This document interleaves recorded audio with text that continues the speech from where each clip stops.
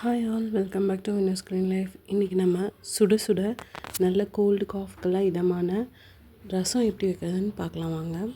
அதுக்கு முதல்ல தக்காளி ஒரு 4 தக்காளி, எலுமிச்சம்பழம் சைஸ் புளி ரெண்டையும் நல்லா வேக வச்சு எடுத்து வச்சுருக்கேன். அது கூட மல்லி ஒரு அரை ஸ்பூன், சீரகம் ஒரு ஸ்பூன், மிளகு ஒரு ஸ்பூன், பூண்டு ஒரு 7-8, தாளிக்கிறது அதோடு சேர்த்து அரைக்கிறதுக்கு வந்துட்டு கருவேப்பிலை, மஞ்சள் தூள், மிளகாய்த்தூள் ஒரு ஸ்பூன், ரசப்பொடி 2 ஸ்பூன், பெருங்காயத்தூள் 1/4 ஸ்பூன், தாளிப்புக்கு தேவையான கருவேப்பிலை, தேவையான அளவு உப்பு. ஃபஸ்ட்டு இந்த மல்லி, சீரகம், மிளகு, கருவேப்பிலை இது எல்லாத்தையும் நம்ம அம்மியில் அரைச்சி எடுத்துக்கலாம். ஸோ அம்மியில் அரைச்சி சமையல் செஞ்சு சாப்பிட்றது வந்து ஒரு தனி டேஸ்ட்டு. நான் எப்போவாச்சும் தான் இந்த மாதிரி பண்ணுவேன். ஸோ இந்த தடவை எனக்கு ரொம்ப கோல்டு, அதனால் வந்துட்டு சரி இந்த மாதிரி செஞ்சு சாப்பிட்லாங்கிற ஒரு தாட்டில் தான் இதை நான் செய்கிறேன். நீங்களும் வீட்டில் அம்மி இருந்தால் செஞ்சு பாருங்கள், இல்லைன்னா மிக்சிலேயே வந்துட்டு இந்த ரெசிபியை செஞ்சு பாருங்கள். கோல்டு, காஃபு, ஃபீவர் எல்லாத்துக்குமே வந்துட்டு ரசம் வந்து ஒரு நல்ல ஒரு ரிலீஃப் நமக்கு. ஸோ அதை சாப்பிட்டாலே அப்படியே வயிறு ஃபில்லிங்காக இருக்கும். நல்லா கொலன்னு சாதம் வச்சு, குழஞ்சி போன சாதம் சுட சுட அது கூட இந்த சூடான ரசம் ஊற்றி தொட்டுக்க சைடில் வெஜ் பொரியல் இல்லைன்னா முட்டை அந்த மாதிரி கூட வச்சுக்கலாம். நான் அதை அப்படியே சூடாக சாப்பிடும்போது அவ்வளோ நல்லாயிருக்கும். அதுவும் இந்த மழைக்கு சொல்லவே வேண்டாம். ஸோ இப்போ நம்ம அது எல்லாத்தையும் வந்து ஒரு 50% வந்து நம்ம அரைச்சிட்டோம். அது கூடவே பூண்டு தட்டிக்கலாம். ரொம்ப நைஸாக அரைக்கணும்னு இல்லை, குறைப்பாக அரைச்சா போதும். ஃபஸ்ட்டு பூண்டை தட்டிக்கலாம், அப்படியே அரைக்க முடியாது. அதனால் பூண்டை ஃபஸ்ட்டு தட்டிட்டு, அதாவது நச்சிட்டு, அதுக்கப்புறம் வந்துட்டு அம்மியில் வச்சு அரைச்சிக்கலாம். இந்த ஸ்டேஜில் சின்ன வெங்காயம் எதாவது இருந்தது அப்படின்னா ஒரு 2 அல்லது 3 சின்ன வெங்காயத்தை வந்து இது கூட வச்சு அரைச்சிக்கலாம். அதே மாதிரி தாளிக்கிறதுக்கு ரைட்னாவும் என்கிட்ட வந்து சின்ன வெங்காயம் இல்லை, உங்கள்கிட்ட இருந்ததுன்னா தாளிக்கிறதுக்கு சின்ன வெங்காயம் கட் பண்ணி தாளிச்சிக்கலாம், ஒன்றும் பிரச்சனை இல்லை. இல்லை காரம் வந்து இதுவும் மிளகு, அதுக்கப்புறம் மிளகாய் தூள்லாம் ஆட் பண்ணதுக்கப்புறமும் உங்களுக்கு காரம் வேணும் அப்படின்னு நினச்சிங்கன்னா நீங்கள் வந்துட்டு பச்சை மிளகாய் கூட அரைக்கும் போது ஒரு பச்சை மிளகாய் ஆட் பண்ணிக்கோங்க.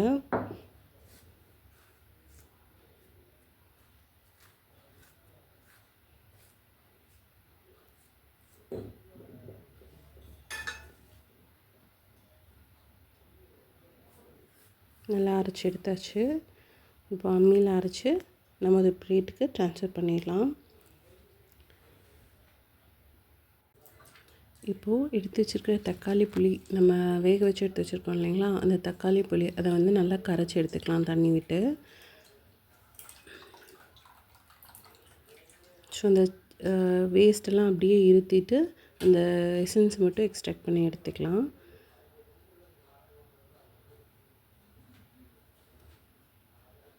ஸோ இப்போது நம்ம அந்த தண்ணியெல்லாம் விட்டு நல்லா ட்ரைன் பண்ணி எடுத்தாச்சு. இந்த ஸ்டேஜில் புளிப்பு செக் பண்ணிவிட்டு, புளிப்பு எச்சா இருந்ததுன்னா தேவையான அளவு தண்ணி விட்டுக்கலாம். இப்போது மஞ்சள்தூள், மிளகாய்த்தூள், ரசப்பொடி, அதுக்கப்புறம் பெருங்காயத்தூள் இது எல்லாத்தையும் ஆட் பண்ணிக்கலாம். இந்த கரைச்சி வச்சுருக்கிற அந்த தண்ணியில் வந்துட்டு இந்த எடுத்து வச்சுருக்கிற மசாலா எல்லாம் ஆட் பண்ணிக்கலாம். அப்புறம் உப்பும் ஆட் பண்ணிக்கோங்க. இப்போது நம்ம கரைச்சி வச்சுருக்கிற அந்த ரசத்துக்கான கரைசல், அப்புறம் பெருங்காயத்தூள், அப்புறம் அம்மியில் அரைச்சி வச்ச செலவு, அதுக்கப்புறம் கருவேப்பிலை இதெல்லாம் தான் எடுத்து வச்சுருக்கோம். இப்போ நம்ம ரசத்தை தாளிச்சிடலாம். அதுக்கு ஃபஸ்ட்டு அடுப்பை ஆன் பண்ணிவிட்டு கடாய் வச்சுட்டு, கடாய் நல்லா ஹீட் ஆகட்டும். சின்ன வெங்காயம் இருந்தால் சின்ன வெங்காயம் இப்போது நீங்கள் ஆட் பண்ணிக்கலாம் தாளிக்கும்போது. கடாய் நல்லா ஹீட் ஆனதுக்கப்புறம்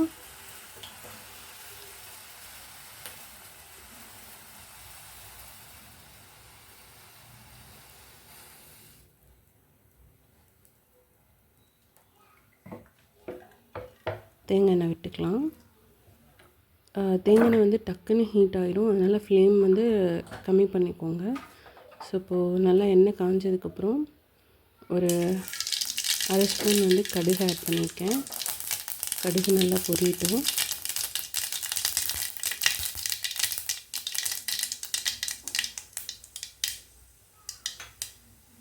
கடுகு பொரிஞ்சிருச்சு. இப்போ நம்ம கருவேப்பிலை 2 கொத்து ஆட் பண்ணிக்கலாம். நல்லா வந்துட்டு எண்ணெய் நான் கொஞ்சமாக தான் விட்டுருக்கேன். தாளிப்புக்கு வேணும்னா எக்ஸ்ட்ராவாக நீங்கள் இன்னொரு 2 ஸ்பூன் அந்த மாதிரி கூட ஆட் பண்ணிக்கலாம். ஸோ இப்போது இந்த கருவேப்பிலையோட மணம் வந்து நம்மளுக்கு வர வரைக்கும் வதக்கி விட்டுக்கலாம். இப்போது அம்மியில் எடுத்து அரைச்சி வச்சுட்டு அந்த செலவும் ஆட் பண்ணிக்கலாம். நல்லா வதக்கி விட்டுருங்க, பச்சை வாசனை போகணும்.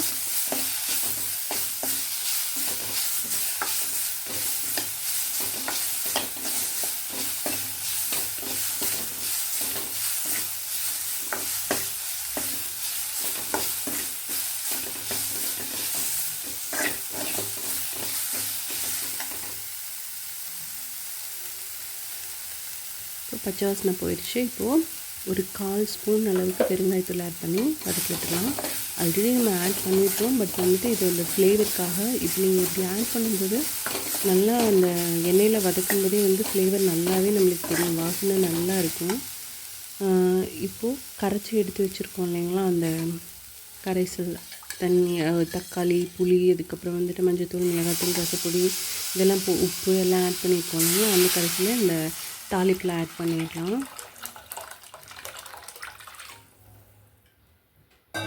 ஆட் பண்ணிவிட்டு நல்லா மிக்ஸ் பண்ணிடுங்க.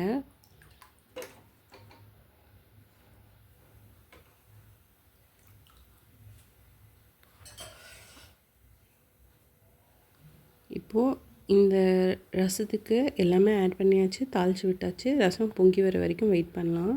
இப்போ பார்த்திங்கன்னா நுரை கட்டி பொங்கி வர ஆரம்பிச்சிருச்சு. ரசம் வந்து ஒரு 4லேருந்து 5 கொதி கொதிச்சா போதும், எச்சா கொதிக்கக்கூடாது. ஸோ நுரை கட்டி வந்துருச்சு. இப்போ கொதிக்கிறதுக்காக வெயிட் பண்ணலாம்.